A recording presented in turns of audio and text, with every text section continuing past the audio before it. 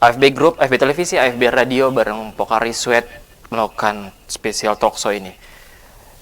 Kita santai-santai, kita ngobrol, kita mau cari tahu demam berdarah itu apa, sejauh mana kejadian demam berdarah di Kota Kupang, dan penanganannya seperti apa dan sejauh mana.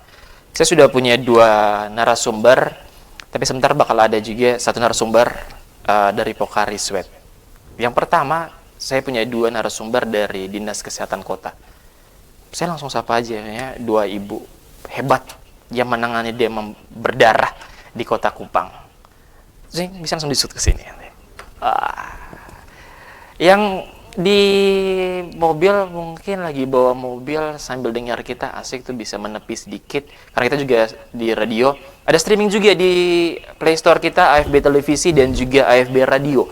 Jadi mungkin ada di luar Kota Kupang dan kamu merasa saudara-saudara kamu itu tahu dan pengen belajar tentang demam berdarah, bisa kasih tahu mereka, download di Play Store AFB Televisi dan juga AFB Radio. Kita langsung sapa 2 narasumber kita, ada Ibu Ida dan Ibu Sri. Wah, Ibu bisa langsung perkenalkan nama sendiri, terus di Dinas Kesehatan itu menangani apa? Biar mungkin di rumah ada yang nonton, bapak, anak-anak nonton, wah, mama saya masuk TV, di radio itu bagus ya.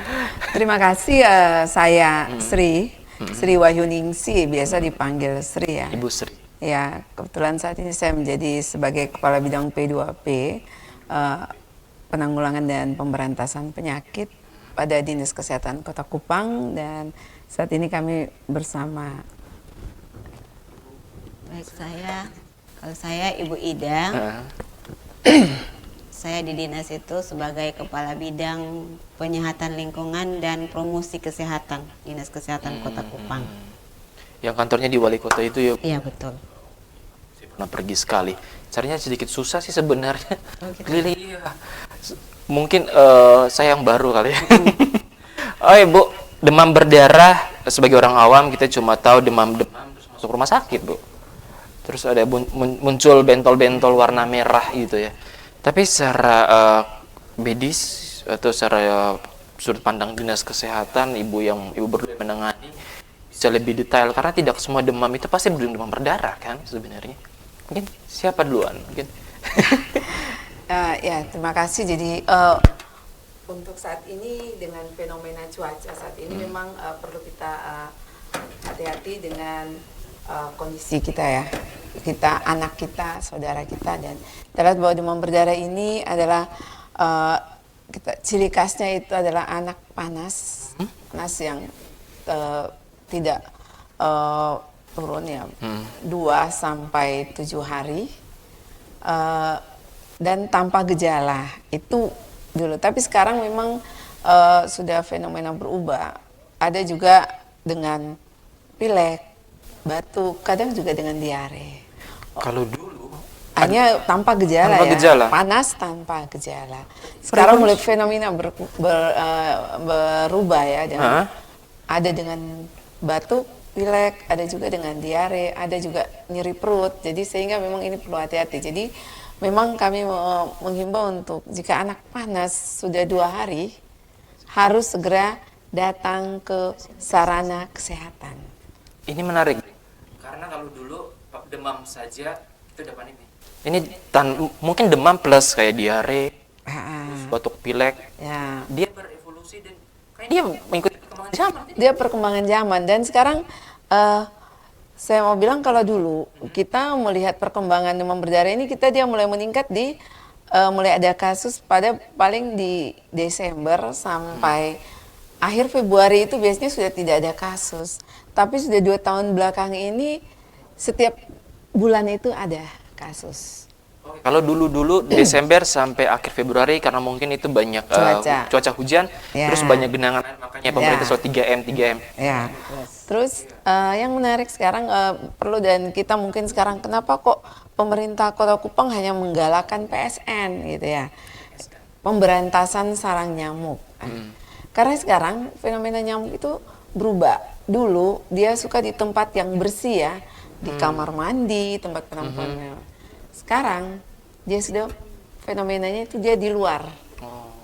Dia udah tahu kan? Dia tahu. Dia tahu kalau di kamar mandi ini pasti disemprot. disemprot nih. Nah, sama dikuras ya, Dikuras itu, dikuras. dikasih ditabur abate atau dikasih ikan ya untuk Nah, di luar ini yang kita perlu ini adalah sekarang sekarang kita kan rumput, Semak-semak ya? semak-semak, terus Barang-barang bekas sampah-sampah plastik yang itu ya? jentik nyamuk dia akan bertahan di tempat yang kering 6 bulan sampai 1 tahun. Jika nyamuk ya, jika ada air dia akan menetas menjadi nyamuk. Ini hal yang baru karena dari kecil itu saya taunya jentik nyamuk, kalau ada jentik nyamuk tuh kan dia bisa naik ke atas tuh. Ya. Kita ngambil tuh gampang, terus buang di tanah. Saya baru tahu ternyata dia tuh 6 bulan sampai 1 tahun masih bisa hidup, terus kena air lagi.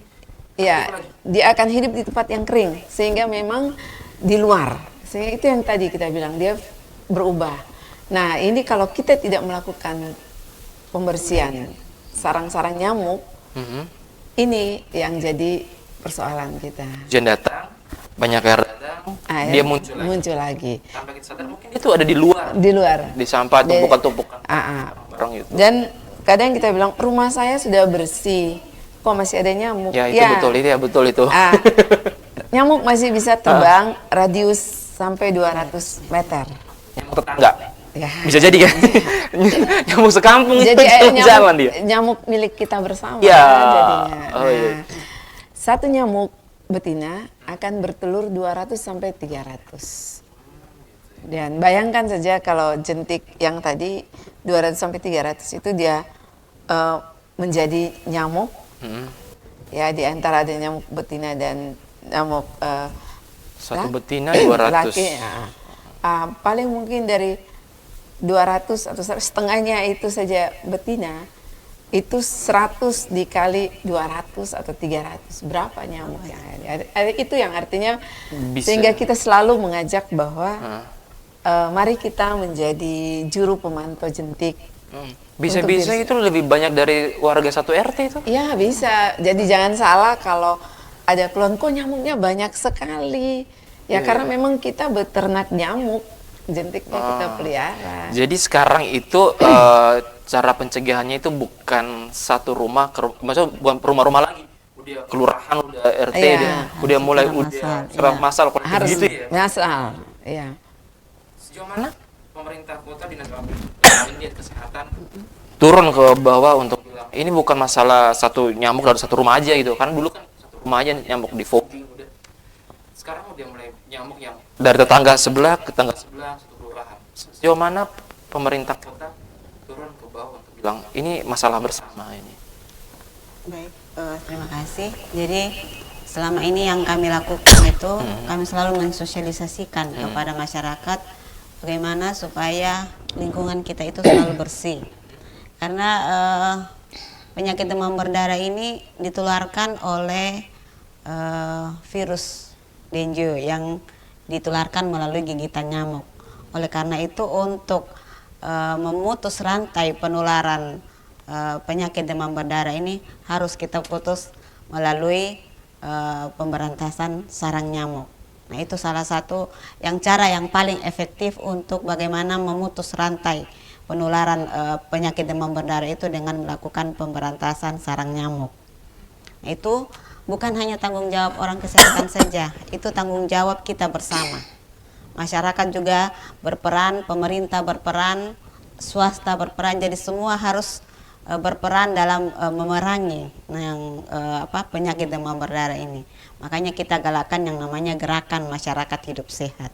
Salah satunya itu bagaimana kita membersihkan lingkungan sekitar kita, membersihkan rumah kita. Karena nyamuk demam berdarah ini nyamuk bisa dikatakan nyamuk rumahan. Dia senang di ruangan-ruangan. Makanya anak-anak lebih rentan terkena penyakit demam berdarah ini karena anak-anak lebih banyak di ruangan. Kalau di rumah ya di rumah, kemudian anak-anak kan anak sekolah di dalam ruangan kelas itu lebih sering, lebih rentan untuk menjadi digigit nyamuk. Oleh karena itu kami selalu menyarankan bagaimana supaya anak-anak itu sebelum mereka berangkat ke sekolah itu dioleskan dengan lotion anti nyamuk. Anti nyamuk Ya. gitu ya. Karena memang dulu seperti yang Ibu Sri katakan bahwa ini sudah Berevolusi. sudah berevolusi. Dulu itu nyamuknya itu dia menggigit pada siang hari, siang sampai sore hari. Tapi sekarang itu bukan siang hari lagi, malam juga dia bisa Malam juga dia menggigit. keluar, Ya, dia nongkrong betul. keluar ya. Jadi kita harus selalu waspada kapan saja. Ya. Bu, dulu masih kecil itu saya tuh paling takut dengan fogging. Karena takut gitu. Iya. Sekarang masih ada fogging kayak nyemprotnya kemana-mana. Masih ada nggak sih? Gini, kita fogging itu sekarang Efek. memang sebenarnya kalau dulu memang karena nyamuk mereka ini, tapi sekarang kita sudah melihat bahwa fogging itu efeknya juga memang hanya membunuh nyamuk dewasa, tidak membunuh jentik. Makanya berapa minggu lalu saya dapat abate Ya, di rumah saya. Ya. Di bagian abate. Abate. Jadi dia hanya membunuh nyamuk dewasa. Memang untuk kebijakan kita, fogging hanya akan dilakukan jika ada kasus setelah dilakukan penyelidikan epidemiologi oleh petugas puskesmas dan di situ dinyatakan ada penambahan kasus demam lebih dari 3 orang dan jentik nyamuknya kepadatan jentik nyamuknya sangat tinggi Di kelurahan di satu lokasi. Lokasi ya. gitu. Ya, di radius 200 meter itu. Nah, itu baru kita lakukan. Rekomendasi adalah dengan pemberantasan sarang nyamuk, abatisasi dan fogging. Nah, ini yang saya bersyukur sekarang ini masyarakat juga sudah mulai kurang lah untuk meminta untuk penyemprotan atau fogging. Artinya mereka mulai sadar bahwa efeknya kan di dalam asap yang keluar itu tercampur solar dan insektisida. Artinya insektisida kan kalau terpapar lama dengan kita pun jadi manusia. ya efeknya itu yang Lain lagi yang muncul. terus sebenarnya kita juga sudah ada beberapa kegiatan-kegiatan sudah dilakukan oleh teman-teman di puskesmas ya. Sejak Juli yang lalu, bulan Juli 2019 sampai dengan Oktober, November itu kita sudah mengeluarkan himbauan dengan tadi Ibu Ida juga mengatakan bahwa teman-teman puskesmas sudah melakukan promosi kesehatan atau penyuluhan. Himbauan itu kita bekerja sama dengan instansi baik sekolah, baik tempat-tempat ibadah, itu sudah ini dengan himbauan biasa di gereja ada baca warta mimbar, penyuluhan itu salah satu yang sudah ini. Tapi ya itu kesadaran kita juga masyarakat membuang sampah. Ya, oke lah itu kultur satu kita kayaknya PR yang cukup berat ya, kita semua. Kita akan break dulu, semakin seru perdebatan kita. Sebentar saya akan tanya perkembangan demam berdarah kasusnya itu seperti apa? Apakah dari setiap tahun itu dia turun atau dia naik? Seperti apa? Apalagi ada perubahan kalau yang kemarin-kemarin cuma dari Desember sampai Februari. Iya. Kalau sekarang tadi saya dengar katanya hampir setiap bulan. Iya. Ya, setiap bulan ada. Itu diakumulasi seperti apa per tahunnya? Sebentar, pemirsa AFB Televisi dan juga AFB Listener, pendengar 95,2 AFB Radio, kita bakal balik lagi, akan tanya lebih banyak lagi, dan juga sebentar ada teman-teman dari Pokari. Mungkin yang mau ngambil minum bisa minum dulu. Santai aja, kita ikut.